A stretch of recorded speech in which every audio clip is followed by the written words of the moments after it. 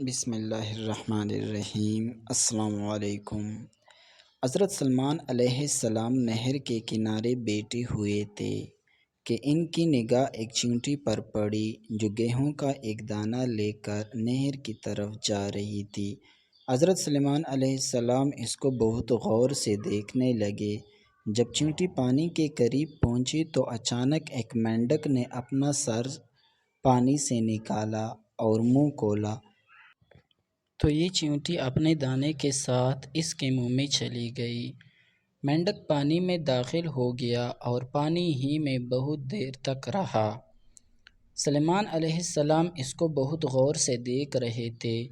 ذرا ہی دیر میں مینڈک پانی سے نکلا اور اپنا منہ کھولا تو چیونٹی باہر نکلی، البتہ اس کے ساتھ دانہ نہ تھا۔ حضرت سلمان علیہ السلام نے اس کو بلا کر معلوم کیا ماجرا کیا ہے اور کہاں گئی تھی۔ اس نے بتایا کہ اے اللہ کے نبی، آپ جو نہر کی تہہ میں ایک بڑا کوکلک پتھر کے دیکھ رہے ہیں، اس کے اندر بہت سے اندھے کیڑے مکوڑے ہیں۔ اللہ تعالیٰ نے ان کو وہاں پیدا کیا ہے، وہ وہاں روزی کی تلاش میں نہیں نکل سکتے۔ اللہ تعالیٰ نے مجھے اس کی روزی کا وکیل بنایا ہے۔